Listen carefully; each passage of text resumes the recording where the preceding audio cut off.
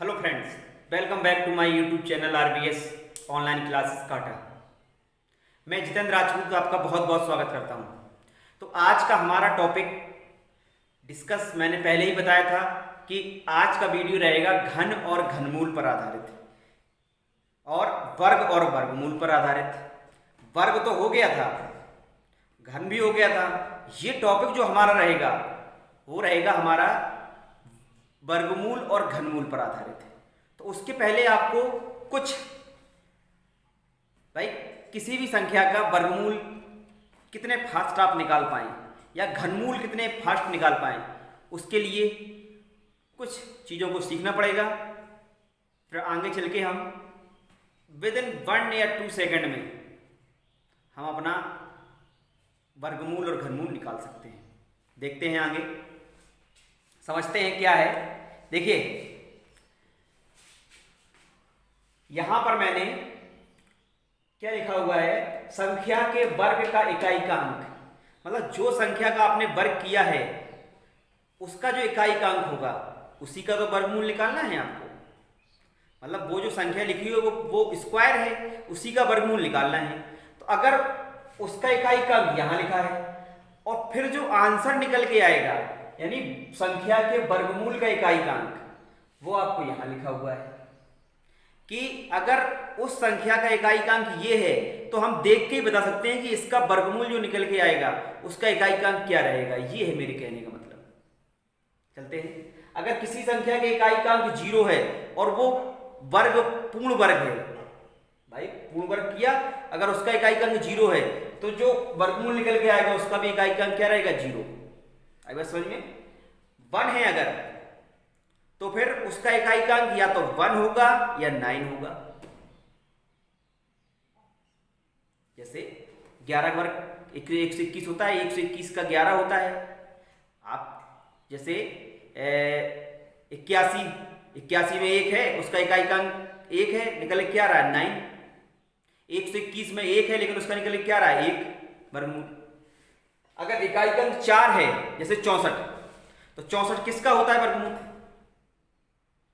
4 का, तो उसका इकाई का अंक क्या रहेगा, 64 है, उसका इकाई का अंक क्या रहेगा, या तो 8 रहेगा या मान लीजिए 12 का होता है 144, उसका इकाई का अंक 4 होता है तो या तो क्या रहेगा 2।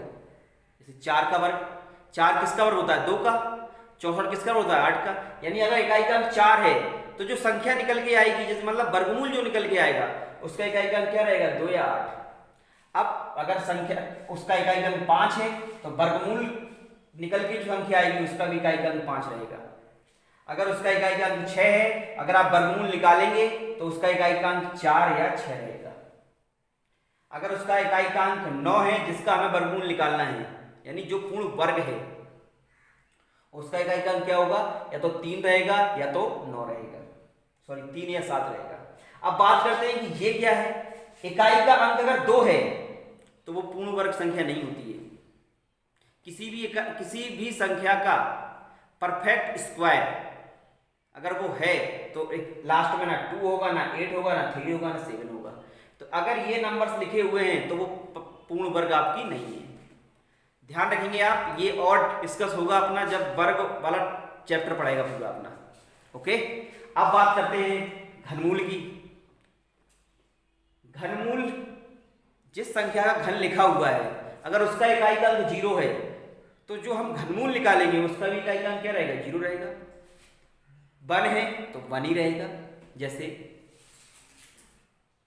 11 का क्यूब कितना होता है 131, 131 वहां इकाई का अंक 1 है और वहां भी निकल के आ रहा है इकाई का। जैसे 4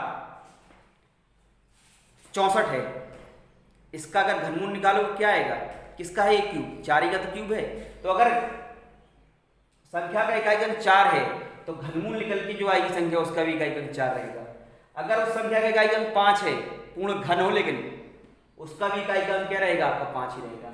6 है तो 6 ही रहेगा उसका इकाई का अंक, 9 है तो 9 ही रहेगा। सरल है। अगर 0 है तो 0, 1 है तो 1, 4 है तो 4, 5 है तो 5, 6 है तो 6, 9 है तो 9। अब बात करते हैं अगर इकाई का अंक 2 हो तो कितना आएगा आपका 8। जैसे 8 का क्यूब कितना होता है? 512 होता है। वहाँ 2 हुआ था, इकाई का अंक क्या निकल के आया? 8। अगर इकाई का अंक 8 है, जैसे 1728 किसका होता है? 12 का वर्ग, 12 का क्यूब होता है, सॉरी, तो इकाई का अंक क्या रहेगा? 2। यानी अगर 2 है तो 8 निकल के आएगा, और 8 है तो 2 निकल के आएगा। मेरे कहने का मतलब ये है। आगे देखते हैं। अगर 3 है इकाई का अंक, तो जो घनमूल निकल के आएगा उसका इकाई का अंक क्या रहेगा? 7। और अगर 7 है उसका संख्या का और घनमूल निकालने तो इकाई का अंक क्या आएगा? 3। आप इन चीज को अपने में एनालिसिस करिए और रटने की जरूरत नहीं है, समझिए। 343 किसका क्यूब होता है? 7 का, तो वहां 3 था, वहां 7 नहीं आया। इस तरीके से आई थिंक आप मेरी बात को समझ रहे होंगे। ये इन सब का उपयोग मैं कहां करूंगा? जब मैं आपको वर्गमूल और घनमूल पढ़ाऊंगा, जो अभी आपको इसके बाद में पढ़ाने वाला हूं, बहुत खास।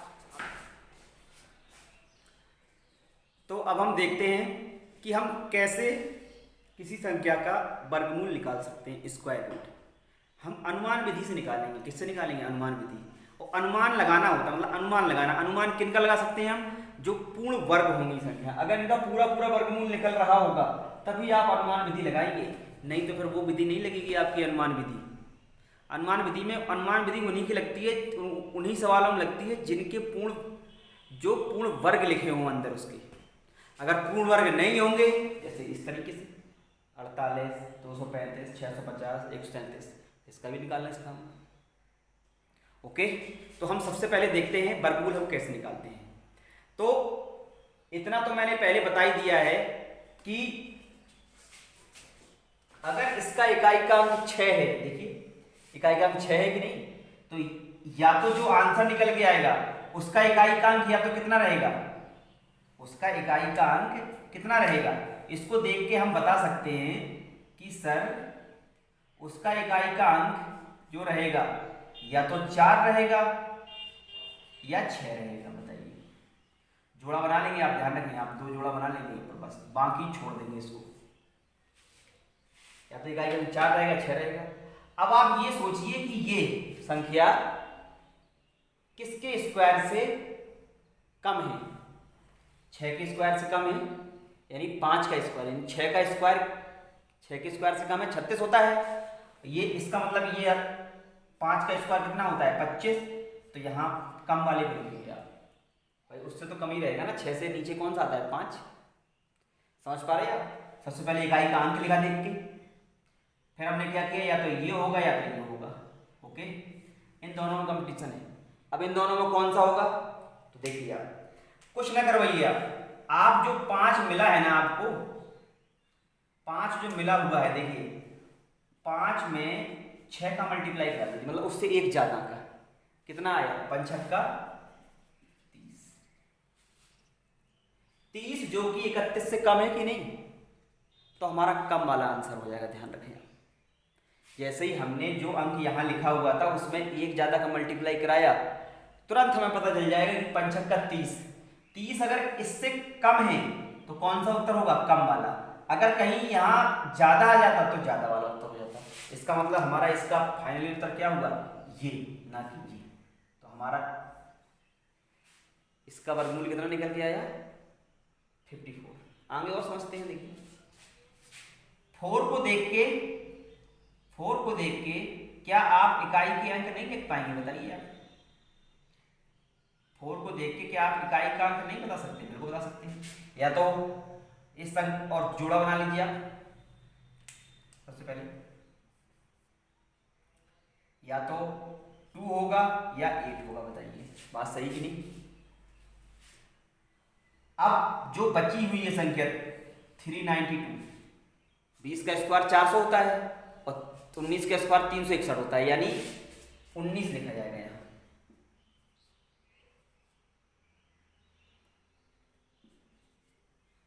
अब इन दोनों में जंग है कि कौन सा होगा, इन दोनों में जंग है तुम्हारी कौन सा होगा।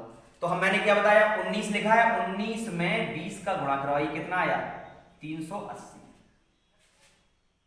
380 से ये ज्यादा है कि नहीं? देखिए यहां क्या था, ओ सॉरी यहां मिस्टेक हुआ। अरे यार दिमाग काम कर रहा है। 30 से ये ज्यादा है तो आंसर कौन सा होगा, ज्यादा वाला। सॉरी उसके लिए, sorry sorry sorry sorry sorry 30 से ये ज्यादा है तो आंसर कौन सा होगा, ज्यादा वाला।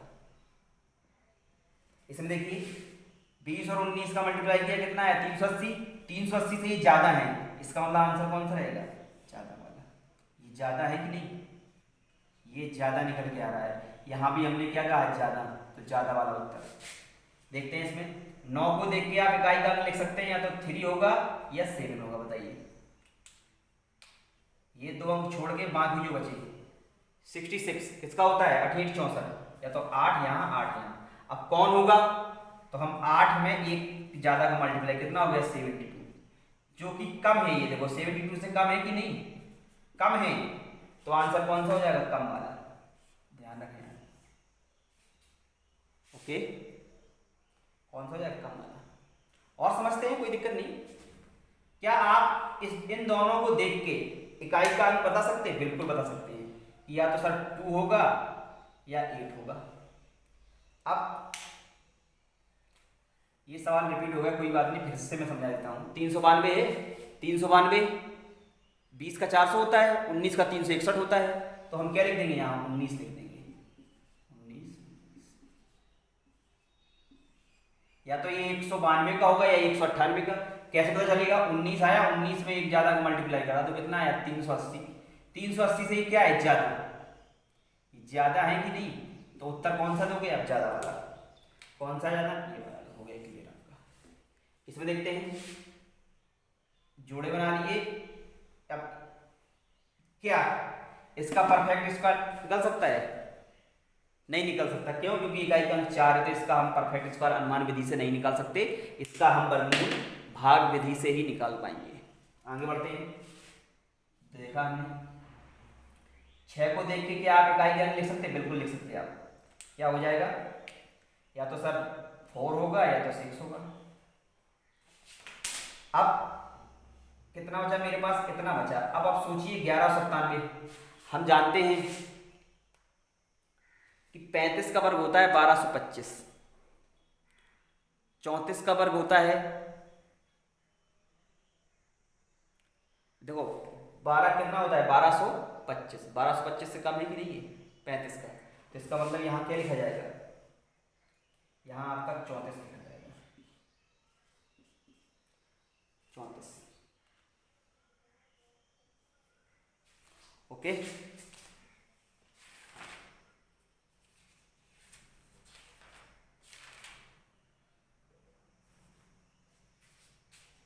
चौंतीस का 1156 होता है ना, इसलिए मैंने 34 लिखा। अब कौन सा होगा कौन नहीं होगा ये आपको वो बताएगा। कौन, 34 में कितने का मल्टीप्लाई करें आप, 35 का, तो क्या आएगा, देखो 35 चौके 140 की 0, जहां से 14, 35 तिहाई 105 और 14, 35 तिहाई 105 तो होगा, हाँ, और 14 119। 1190 से ज्यादा है कि नहीं ज्यादा है, तो आंसर कौन सा रहेगा, ज्यादा वाला। ज्यादा कौन सा है, तो इसका परफेक्ट ये नहीं होगा। ध्यान रखें, इन दोनों में कौन सा आंसर होगा, वो आंसर होगा जो यहां मल्टीप्लाई कराने से ये बता सके कि ये ज्यादा है कि कम है। ज्यादा है तो ज्यादा वाला उत्तर, कम है तो कम वाला उत्तर। आई थिंक आप मेरी बात को समझ पा रहे होंगे। नहीं आ रहा समझ में, एक बार और रिपीट करके देखिएगा। अब बात करते हैं कि जिन संख्याओं का पूरा पूरा वर्गमूल नहीं होता है या जो परफेक्ट स्क्वायर नहीं होते, सर उसका कैसे निकालते हैं आप। देखिए कितने जल्दी, देखिए ध्यान से समझिए, बस ध्यान से समझेंगे अगर आप तो कोई दिक्कत नहीं आएगी। देखिए 48 है, बस आप ये समझ लीजिए कि 48 किन संख्याओं के बीच में होता है, किन संख्याओं के वर्गों के बीच में होता है। ये किन में होता है, 6 के वर्ग में, देखो 36 और 49 के बीच ही में तो होता है कि नहीं, बताइए आप कहेंगे बिल्कुल सही बात है। यानी इसका जो आंसर होगा वो 6 पॉइंट करके कुछ होगा। अब कितना पॉइंट होगा, बस इसी में है जंग। ये आप देख के बता सकते हैं कि सर कितना होगा, लगभग किस किस से 225 होता है 15 का, 15 225 225 और 256 के बीच में तो है ये होता है 15 का, ये होता है 16 का। अब आप देखिए ये इससे कितना ज्यादा है, ध्यान रखें आप। देखो आपको कुछ नहीं, 6 में क्या आएगा पॉइंट में, वो आपको बताएगा। ये क्या बताएगा, कितना ज्यादा है ये 12, तो आप क्या लिख देंगे ऊपर बटे। आप ये समझिए इस तरीके का आया कि 6 और 12 बटे कितना, जितना ये ज्यादा है। देखो ये देखना है हमें कि ये कितने ज्यादा हैं, तो लिख देंगे हम ऊपर, और ये कितना ज्यादा है तो हम वो लिख देंगे नीचे। कितना ज्यादा है भैया, 13 तो ज्यादा है, भाग करवा दीजिए, पॉइंट में आंसर आ जाएगा आपका। देखिए कितना ज्यादा होगा, कितना आएगा तुम्हारा 6 पॉइंट। यहाँ 0 बढ़ाया, 13 9 117, कितनी बची 3, 13 दूनी 26। तो क्या हुआ कि √48 का मान कितना आया 6.9। क्या किया एक बार मैं और समझाता हूँ। देखिए पहले मैंने देखा 48 किन दो पूर्ण संख्याओं के बीच में आ रहा था, 36 और 49 के बीच में आ रहा है, कोई दिक्कत नहीं, यानी 6 यहाँ लिख दिया। 36 से तो ज़्यादा, मतलब 6 से ज़्यादा होगा। कितना ज़्यादा होगा, 36 से जितना 48 ज़्यादा हो वो ऊपर, और 36 से जितना 49 ज़्यादा हो वो नीचे, और आप भाग कर दीजिए, 2 अंक तक आपको दशमलव में मिल जाएगा। देखिए आगे ये इससे देखो, अब तो आप समझ गए कि सर 15 पॉइंट कुछ होगा। अब कितना होगा वो आपको ये बताएगा। देखो कितना होगा, ये कितना ज्यादा है 10 ज्यादा है बटे, ये इससे कितने ज्यादा है, देखिए लगभग 31 ज्यादा है कि नहीं। अब आप 31 का भाग करा दीजिए, आपका आंसर आ जाएगा। देखिए कितना आएगा आंसर, 15 पॉइंट लगाया 100 हुआ, तो 31 दिया 93, कितना बचा 7, 0 हो गया, 31 दूनी 62 हो गया हमारा 15.32। इसमें देखते हैं ये किस में पड़ेगा आपका। देखो ये 625 25 का होता है, और 676 26 का होता है कि नहीं, इसके बीच में पड़ रहा है ये। तो इसका मतलब इसका आंसर सर 25 और कुछ होगा, क्यों भाई, इसका जो आंसर रहेगा वो 25 और कुछ, कितना रहेगा कुछ, वही कुछ तो निकालना है, इतना वही कुछ निकालने में बहुत टाइम लगता है, इतना तो सब निकाल देंगे, वही कुछ निकालने में आप फिर 0 बढ़ाएंगे, जोड़ा बनाएंगे, बहुत खर्च होता है दिमाग, इसलिए ये सबसे बढ़िया है। देखिए ये इससे कितना ज्यादा है 25, वो ऊपर लिखेंगे, ये इससे कितना ज्यादा है वो नीचे लिखेंगे। देखो ये ऊपर तो ऊपर, नीचे तो नीचे, बहुत बढ़िया, याद कर लीजिए। जब हम ऊपर देख रहे हैं तो ऊपर लिखें, नीचे देख रहे हैं तो नीचे लिखें।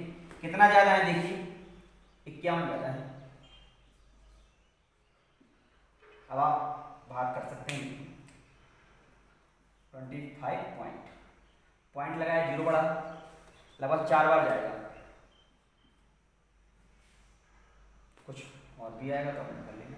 ओके, इसमें देखते हैं कि ये किस किस के बीच में आ रहा है। आप जानते हैं कि 13 का वर्ग होता है 169, 12 का 144, मतलब 12 से तो कम ही, और 11 से ज़्यादा है, यानी 121 से ज़्यादा है।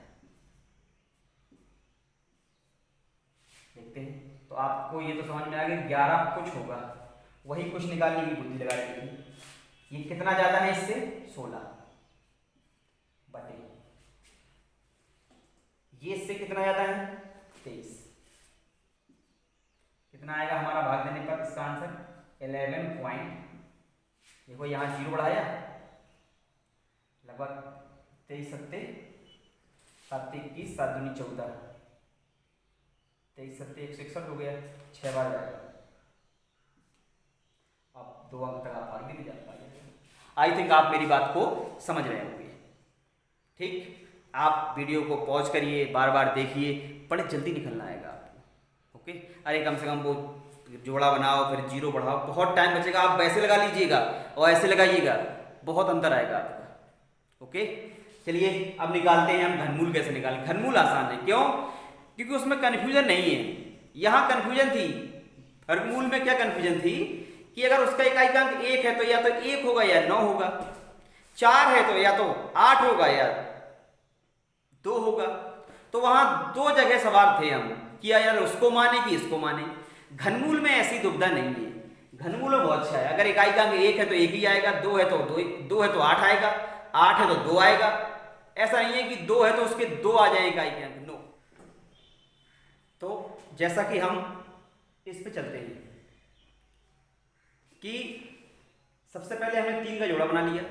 हम जानते हैं अगर इकाइकांक 1 है तो जो घनमूल निकल के आएगा उसका इकाइकांक क्या रहेगा, 1 ही तो रहेगा। अब जो बचा है आपका, आपको वो देखना है कि ये किसके क्यूब से कम है। 5 क्यूब होता है 125, और या किसके क्यूब से ज्यादा है, लास्ट वाली क्यूब। जैसे 4 का क्यूब 64 होता है, 5 का क्यूब 125 होता है।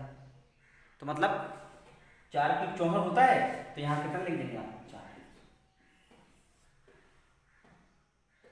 5 लिख पाएंगे, 5 का तो 125 होता है। अरे बात समझ में कि नहीं?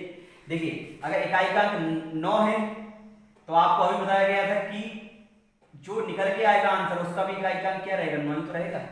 बताइए 3 अंक छोड़ दीजिए लास्ट के, बचे क्या, बचे तुम्हारे 1295। अब 1295 आपको देखना है किसके क्यूब से ज्यादा था, लास्ट वाला क्यूब। चलिए 11 का होता है 1331, 11 का 1331 और 10 का 1000 होता है। इसका मतलब ये 10 लिखा जाएगा यहाँ। क्यों भाई? वो भाई जो ज्यादा है उसको नहीं लिखना है, जो उससे कम है। जैसे 11 क्यूब कितना होता है 1331 और है हमारे पास 1295, इसका मतलब 10 लिख दिया जाएगा वहां, क्योंकि 10 का क्यूब 1000 होता है। इसमें आते हैं 3 अंक को लिया, लास्ट में इकाइकांक 1 है तो हम ये ना आप परेशान है। देखिए घनमूल निकालने का निशान यहाँ 3 बना होता है या 1/3 लिखा होता है, तो ये आप ये समझ लीजिए घनमूल निकालना है हमें इसका। तो अगर इकाइकांक 1 है तो यहाँ क्या रहेगा, 1 ही रहेगा। अब हमें ये देखना है कि 357 किसके क्यूब के पास है।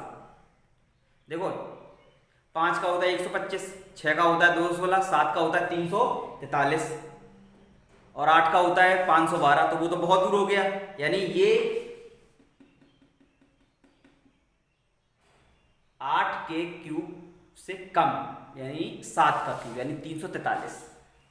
तो इसका आंसर कितना आ जाएगा, 70। लिख के आप देखो, थिंक विदाउट इंक। इसका आप मतलब समझिएगा कि थिंक विदाउट इंक का मतलब क्या होता है। आगे देखते हैं, लास्ट के हमने 3 लिए, इकाइकांक 3 देख के आप बता सकते हैं कि जो निकल के आएगा उसका इकाइकांक क्या होगा, 80। बताइए। उसके बाद आप ये सोचिए 1225, अभी एक सवाल आया था 1295 1225, बात तो वही है ना, कुछ वैसे ही है भाई। 13 का होता है 11 का होता है 1331, तो 11 से तो कम यानी 10। आई थिंक आप मेरी बात को विधिवत तरीके से समझ रहे होंगे, इसमें दिक्कत नहीं है। कंफ्यूजन होती है वहां यहाँ पर, क्योंकि यहाँ 2 अंक आते हैं इकाई के अंक। अब कौन लेना है किसको नहीं लेना है तो मैंने आपको बता दिया है कि जिसका ये वर्ग है उसमें 1 का मल्टीप्लाई, उसमें 1 ज्यादा मल्टीप्लाई करवाइए और आप देखिए कि किसके ज्यादा से या किससे वो कम है। ओके, आई थिंक आपको ये पूरा वर्गमूल और घनमूल आपको समझ में आया होगा, चाहे वो परफेक्ट स्क्वायर हो चाहे वो परफेक्ट स्क्वायर ना हो। और घनमूल में कभी भी आपसे सवाल ऐसा नहीं पूछा जाएगा कि जो पूर्ण घन ना हो उसका घनमूल निकालिए,